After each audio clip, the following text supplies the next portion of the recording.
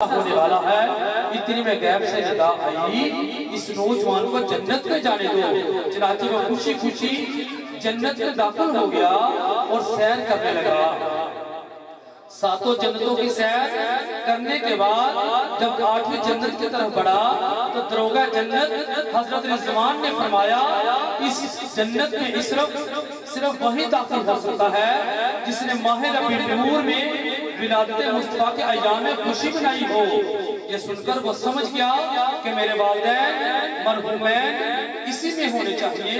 इतने में आवाज आई, इस नौजवान को अंदर आने दो, इसके वालिदैन इससे मिलना चाहते हैं। लिहाजा वो अंदर दाखिल हुआ। उसने देखा कि उसकी वालदा मरहूमा नहर कौसर के करीब बैठी है, साथ एक तख्त बिछा है जिस पर एक बुजुर्ग खतून जलवा फरोज है। उसके इर्द गिर्द कुर्सियां बिछी हैं जिन पर कुछ पुरवकार खवातीन तशरीफ फरमा है। उसने एक फरिश्ते से पूछा, ये खवातीन कौन है?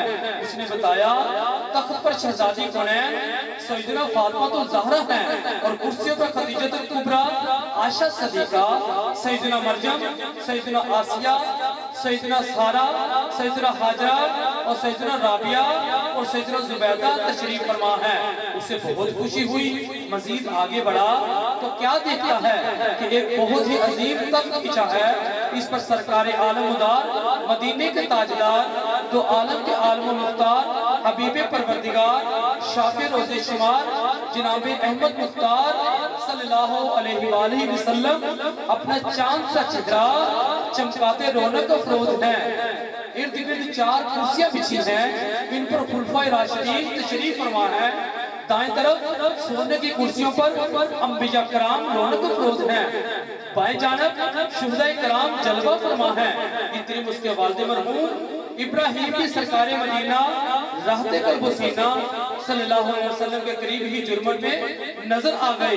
वालिद साहब ने अपने लफ्ते जिगर को सीने से लगा लिया। वो बहुत खुश हुआ और सवाल किया, अब्बा जान आपको ये आलिशान रुतबा क्यों कर हासिल हुआ?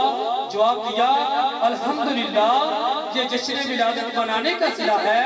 इसके बाद उस नौजवान की आंख खुल गई।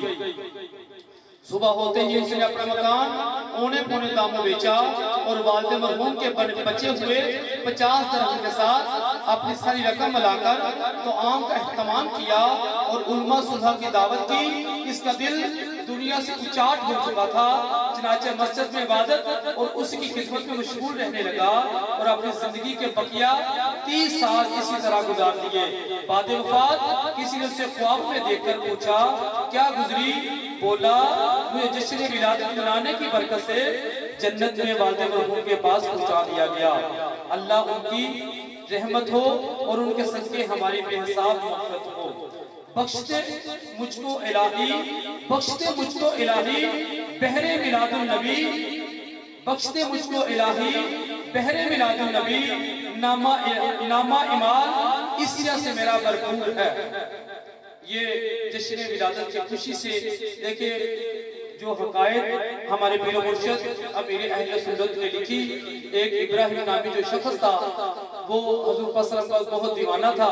जो आधी रकम होती वो अपनी आमदनी के लिए खर्च कर देता और बाकी कुछ जश्न विलादत के लिए रख लेता।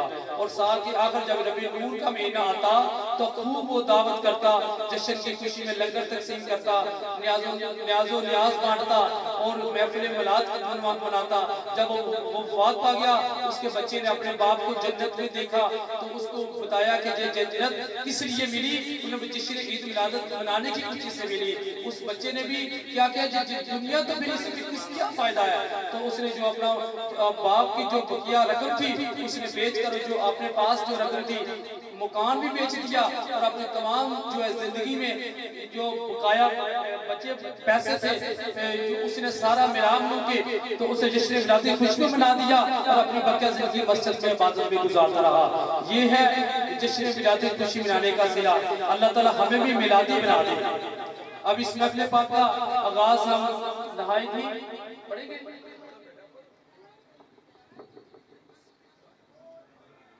बच्चे किसी ने पढ़ना नाते रसूल मकबूल पढ़ना माशाल्लाह आगे आ जाए।